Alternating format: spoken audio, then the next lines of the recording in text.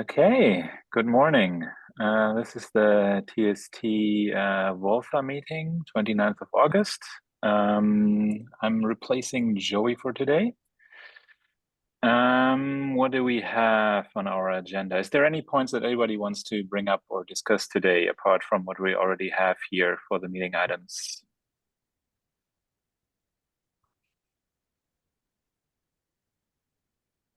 Not so much. Okay, then let's get started with the ones here. There is this Getting through the whole, announcement. yeah. So Jan, I'm not sure if the physical lab is discussed in this agenda right now, or the Berlin lab. So if it's not, I'm trying to see. There's a bunch of different things here about the pipeline debugging. I guess Joey wrote down a lot of stuff for today. I can start with a physical lab as well, or we can start with those announcements if anybody wants to take those. Anybody involved in this?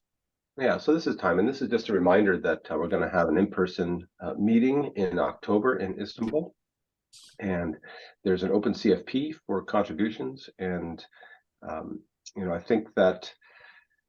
If you haven't seen this, please, we're looking for, technical direction on the project, as well as business talks this year. So please take a look at that.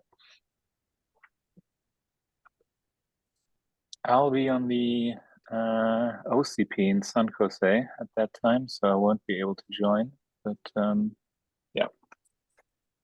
Okay, CFP is open. Then there's a bunch of updates here. I don't know if anybody wants to speak about those. Otherwise, I guess everybody can access this agenda and read about this stuff themselves. John, yeah. do you hear me? I think without Joy, we cannot go through this the items he put onto the document, because they're mostly related to him and his works on the release. Yeah, exactly. So that's what I meant. Like, yeah. if anybody else is involved here, please feel free to speak up and then update us on any of those things. Otherwise, if nobody wants to add anything here, everybody can access the agenda and like read through that. Yes, okay, correct. Then, yeah, I mean, it will be nice if you can give an update about the Berlin lab and, I mean, your works doing there. It will be great. Exactly. Okay, so an update from my side in terms of the physical lab. I received the firmware update from Burak. Actually, I installed that this morning. So I think he was also on sick leave or something. So he sent me the download files this morning. I installed that. And it actually worked. So it had a bunch of wonderful success messages in the update of the firmware and the CPLD and FPGA and whatnot. And afterwards, I could actually see that the ONU, so the ONU discovery indications there, and the pipeline went at least through the sanity test. So the sanity test is this initial functional test, like 10 out of 10 passed now. Before there was like everything failing, I guess. After that, there's still like a lot of errors now, but at least for one of the pipelines, it seems that we can now look into the actual pipeline code and don't have to continue debugging the baseline hardware issues for the edge core stuff. So that's the GPON edge core. For the XGS-PON edge core, I'm not so sure yet. I have to look through the logs and try to figure out what exactly is going wrong there. There seems to be some ONU discovery parts, but other things seem to like not work too well after that. Not sure. I was focusing more on the GPON thingy there. Yeah. Okay, great. I mean, my suggestion is to focus on one of them. If it is GPON, then focus on GPON and I mean clear the problems about it. Try to be all together. Try to clear the problems we have there, and at least make one of these pipelines show greens. Okay. So after that, we can go to XJS phone or the community pod 2, etc. But first, my suggestion is to finalize one and get this green line for one of them. Green light. Okay.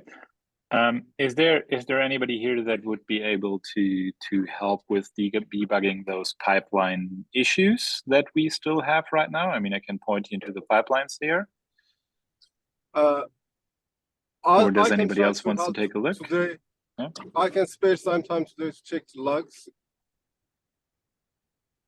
Yeah. So, I mean, if anybody has some experience in like looking into the right direction, that would obviously be great, because that saves me and my colleagues a lot of time in discovering those things. But otherwise, I'll probably continue tomorrow also with Christina to like look at the outputs that we have there, because the tests after the initial sanity part seem to still fail.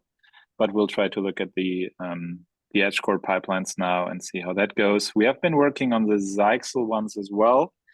But we have to figure out where this ONU or where some of those ONUs are, because apparently some of them seem to not be recognized and they are not in the docs. And yeah, so we have to, I have to go to the lab again and see if I can look at the boxes and see if I can find those serial numbers that we're searching for in the pipelines.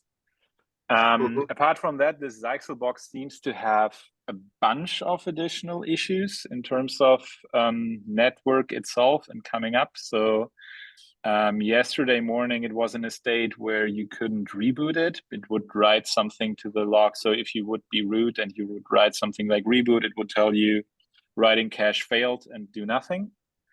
So we did a hard reset with actually plugging the power cable. After that, it seems to be up again now.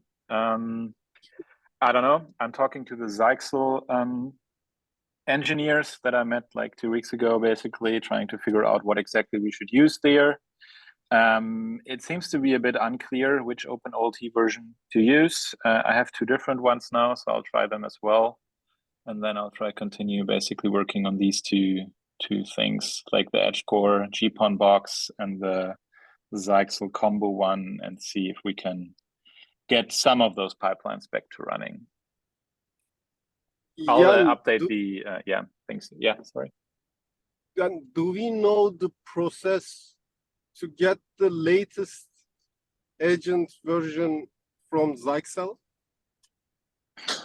I'm not sure if there is a process really. So I have like written a bunch of emails directly with one Zyxel engineer, and he has forwarded those things to the people in Taiwan, and they have sent me a bunch of Google Drive download links for 3.72 and 3.75 now, although they say they never tested 3.75. So the integration report that I had initially seems to there seems to be a mix-up in that one with the versions. So apparently 3.75 was never tested, 3.72 was tested, but that is the version that we already had before. I can try if their binaries are different, but I would not think that there's any difference there, but whatever, I'll give it a try. And then we can also try 3.75, but it's not gone through any testing from the Zyxel side, as far as I understood. So yeah, we have to figure out a way how vendors of OLTs would qualify their open OLT agents. We also have a ticket open for EdgeCore now. I like added a bunch of people in CC. I don't know exactly who of you is seeing that. Also discussing like how we get the right OpenOLT agent. So basically, at least from Zyxel and from EdgeCore, we should hopefully, after some more email ping pong, be able to figure out what their supported versions are or what they recommend in terms of versions. Okay, thank you. Okay. So I'll update the agenda here with some more points to those things. Thank you, Timon, for adding some.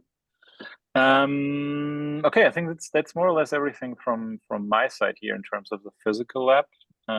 Is there any updates from anybody else? Anything that anybody wants to discuss?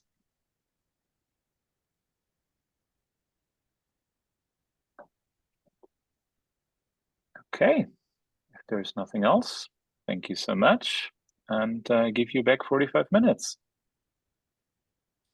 Okay, thanks, Jan. Thanks, everybody. Thank you, Jan. Thank you. Bye. Thank you. Bye. All right.